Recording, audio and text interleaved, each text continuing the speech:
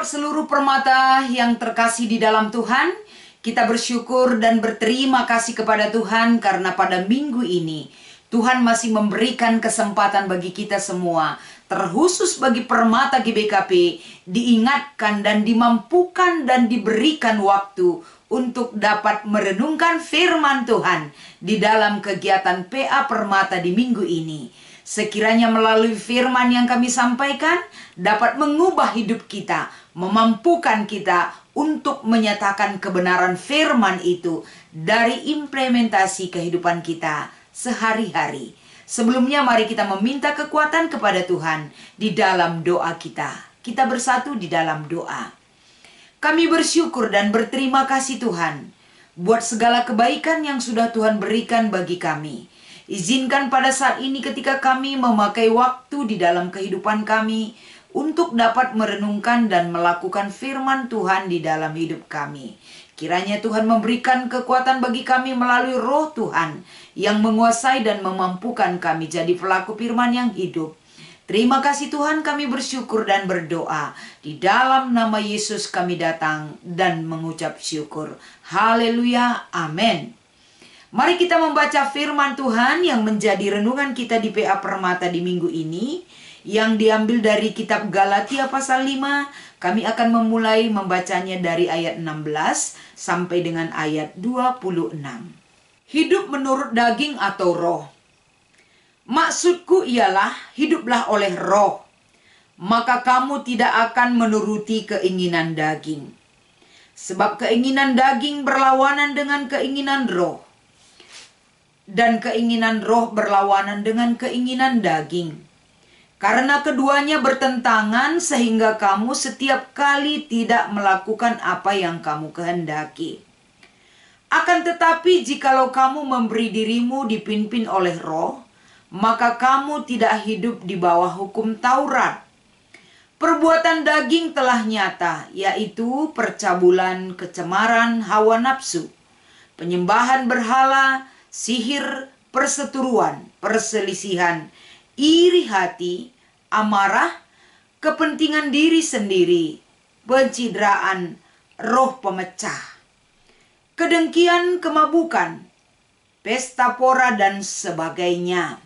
Terhadap semuanya itu kuperingatkan kamu, seperti yang telah kubuat dahulu, bahwa barang siapa melakukan hal-hal demikian, ia tidak akan mendapat bagian dalam kerajaan Allah.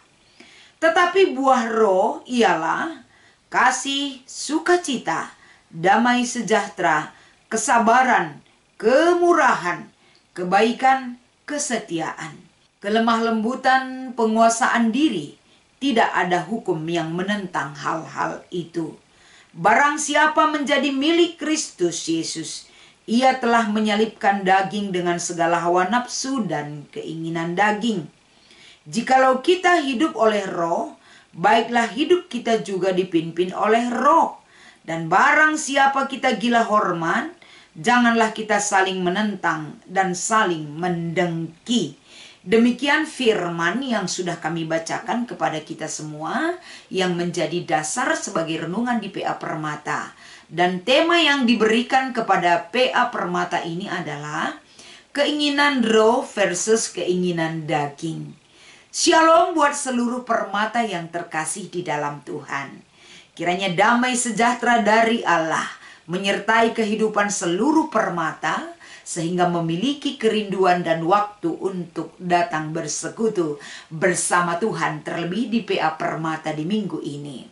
Saudara-saudara yang terkasih, kalau kita ingat ataupun kita baca dan pahami dari kitab Kejadian, bagaimana dosa yang membelenggu kehidupan manusia. Dan dosa itu memperbudak kehidupan manusia, sehingga manusia dikendalikan oleh keinginan daging.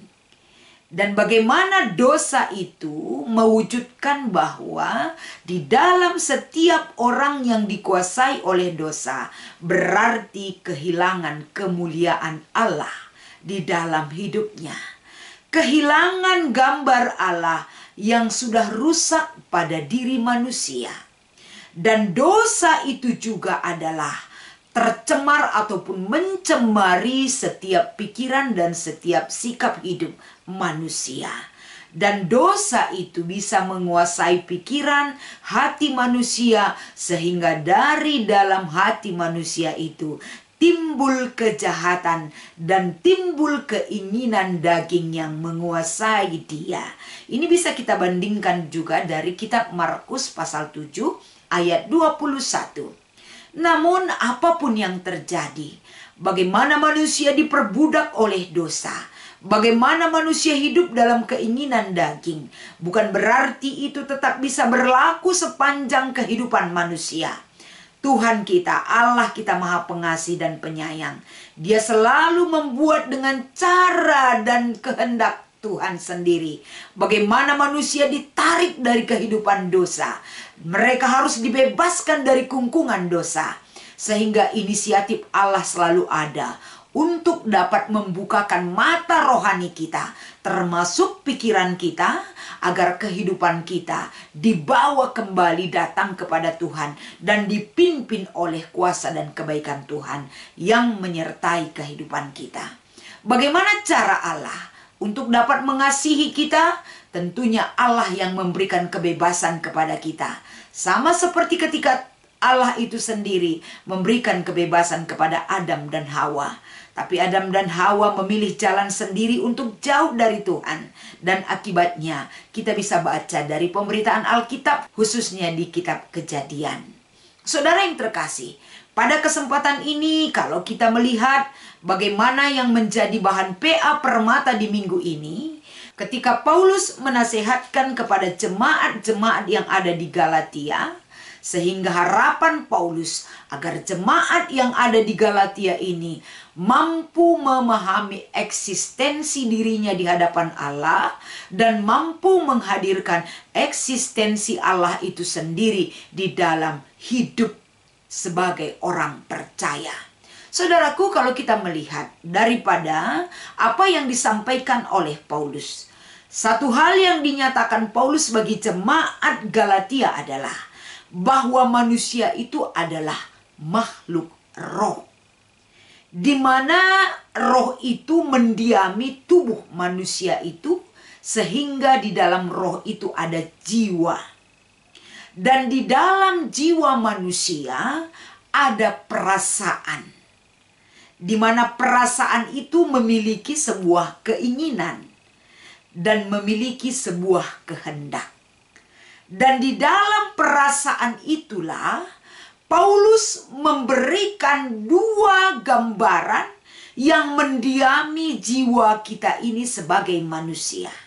Yang pertama adalah di dalam perasaan manusia itu ada keinginan roh, dan yang mendiami diri manusia itu adalah ada keinginan daging.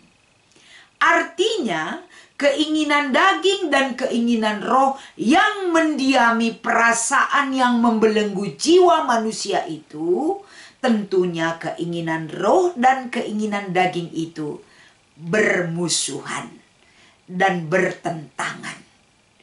Tidak pernah keinginan roh menjadi keinginan daging yang bisa selalu bebarengan berjalan.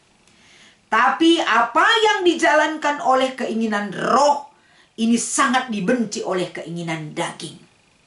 Demikian sebaliknya, apa yang dimunculkan dari sikap keinginan daging yang diwujudkan oleh manusia sangat bertentangan sekali dengan keinginan roh.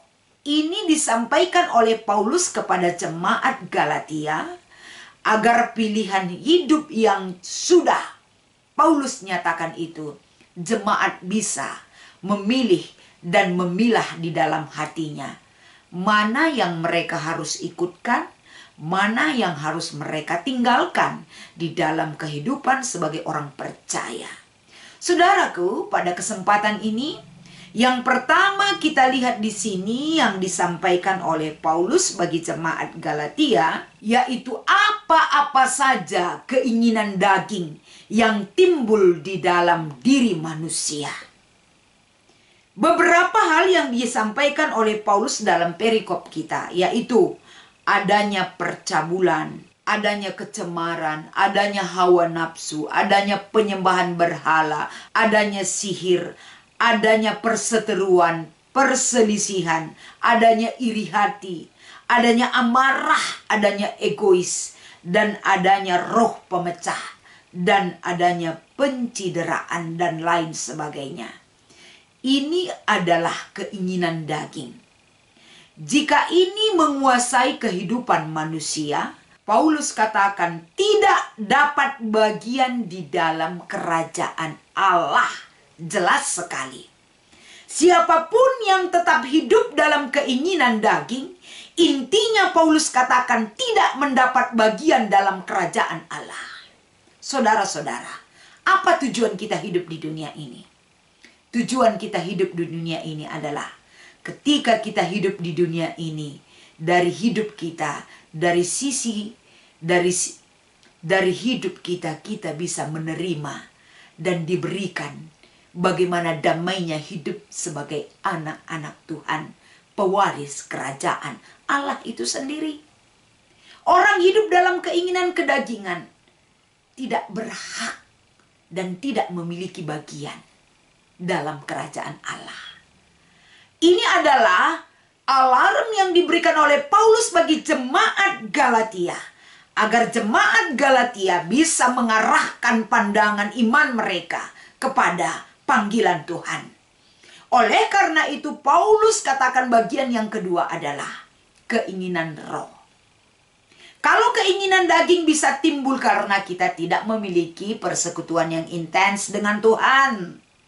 Tapi kalau keinginan roh timbul akibat keintiman kita dengan Tuhan, sehingga dampak daripada keintiman kita dengan Tuhan, ada hubungan yang intens dengan Tuhan, sehingga menghasilkan perbuatan-perbuatan keinginan roh yang timbul di dalam diri kita, yaitu yang Paulus katakan kepada jemaat Galatia adalah adanya kasih, adanya sukacita, adanya damai sejahtera, adanya kesabaran, adanya kemurahan, adanya kebaikan, adanya kesetiaan, adanya kelemah lembutan, dan adanya penguasaan diri. Ada 9 yang Paulus angkatkan dari perikop kita ini.